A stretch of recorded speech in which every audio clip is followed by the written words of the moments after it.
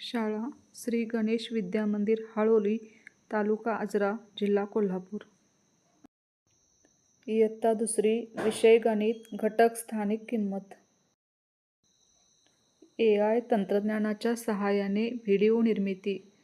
सौ सुरेखा सुभाष नाईक, श्री गणेश विद्या मंदिर हाळोली. नमस्कार.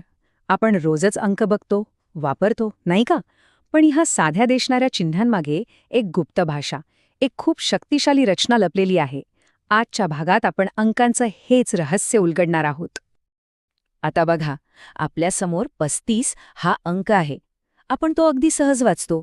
पण कधी विचार केलाय की हा फक्त एक अंक नाहीये, तर तो एक प्रकारचा कोड आहे.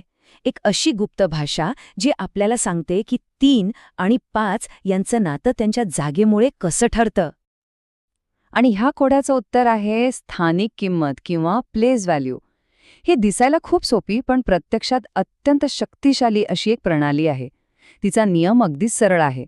कोणत्याही अंकाची किंमत ही तो कुठे बसला आहे म्हणजे त्याच्या स्थानावर अवलंबून असते. अगदी सोप्या भाषेत सांगायचं तर स्थानिक किंमत म्हणजे जागेनुसार बदलणारी अंकाची ताकद. एकक, दशक, शतक ही ती स्थानं आहेत, ती घरं आहेत जी ठरवतात की साधा दिसणारा 5 हा अंक 5 राहणार की 50 होणार. हे अजून सोपं करून समजून घेऊया. चला, आपण एक कल्पना करूया. समजा हे अंक वेगवेगळ्या घरांमध्ये राहतात. एक घर आहे एकाचं आणि त्याच्या बाजूला दुसरं घर आहे दशकाचं. आता 35 या संख्येकडे बघा. इथे 5 हा अंक एककाच्या घरात राहतो, म्हणजे 5 सुट्ट्या वस्तू. तर 3 हा अंक दशकाच्या घरात आहे, म्हणजेच 10-10चे 3 गठ्ठे. आणि हे सगळे मिळून झाले 35. आणि इथेच या प्रणालीची खरी गंमत दिसते. 35 मधल्या 5 ची किंमत आहे फक्त 5. पण 50 मधल्या 5 ची किंमत आहे तब्बल 50. अंक तोच आहे, पण त्याचं घर बदललं, त्याची जागा बदलली आणि त्याची किंमत थेट 10 पटीने वाढली. कारण तो आता दशकाच्या घरात शिफ्ट झालाय. यावरून एक खूप महत्वाचा प्रश्न तयार होतो. जर 5 ची किंमत 50 आहे, तर मग त्या शून्याचं काय काम? तो तिथे कशासाठी आहे?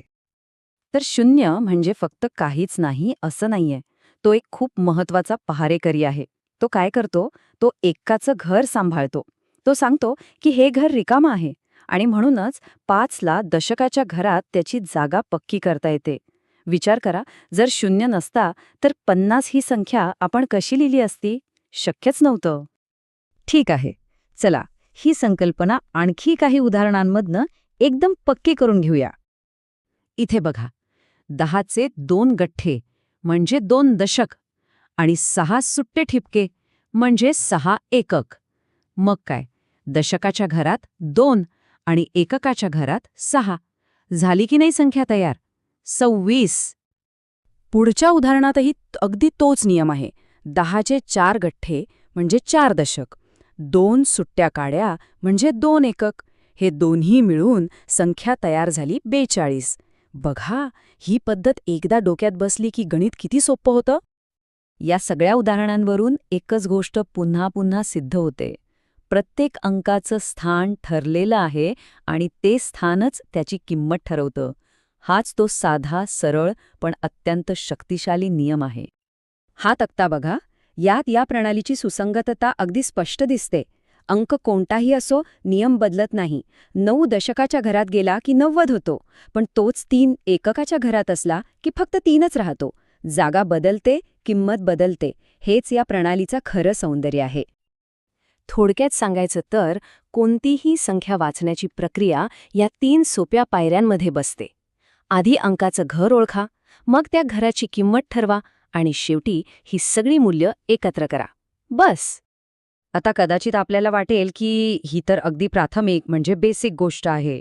पण खरं सांगू, ही सोपी दिसणारी स्थानिक किंमत ही संकल्पना संपूर्ण गणिताचा, अगदी मोठ्यात मोठ्या आणि किचकट समीकरणांचा सुद्धा पाया आहे.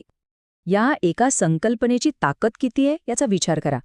फक्त 0 ते 9 या 10 चिन्हांचा वापर करून आपण जगातली कोणतीही, अगदी कितीही मोठी संख्या लिहू शकतो. याच रचनेमुळे आपण बेरीज, वजाबाकी, गुणाकार सहज करू शकतो. आणि सर्वात आश्चर्याची गोष्ट म्हणजे आजच्या डिजिटल जगाचा जो आधार आहे म्हणजे बायनरी कोड, तो सुद्धा याच स्थानिक किंमत तत्वावरच चालतो. आणि हेच महान गणितज्ञ पिएरे सायमन लॅपलास यांनी त्यांच्या एका वाक्यात खूप सुंदरपणे मांडलं आहे. ते म्हणाले होते की ही 10 चिन्हांच्या सहाय्याने सर्व संख्या व्यक्त करण्याची एक चतुर कला आहे. किती खरं आहे हे. तर आतापासून जेव्हा कधी आपण एखादा अंक पाहू तेव्हा तो फक्त वाचायचा नाही, तर त्यामागची ही सुंदर रचना आठवायची. आणि मग स्वतःलाच एक प्रश्न विचारायचा की अरे वा, अशा आणखी कितीतरी सोप्या पण शक्तिशाली प्रणाली आपल्या आजूबाजूला, आपल्या नजरेआड लपलेल्या असतील. धन्यवाद.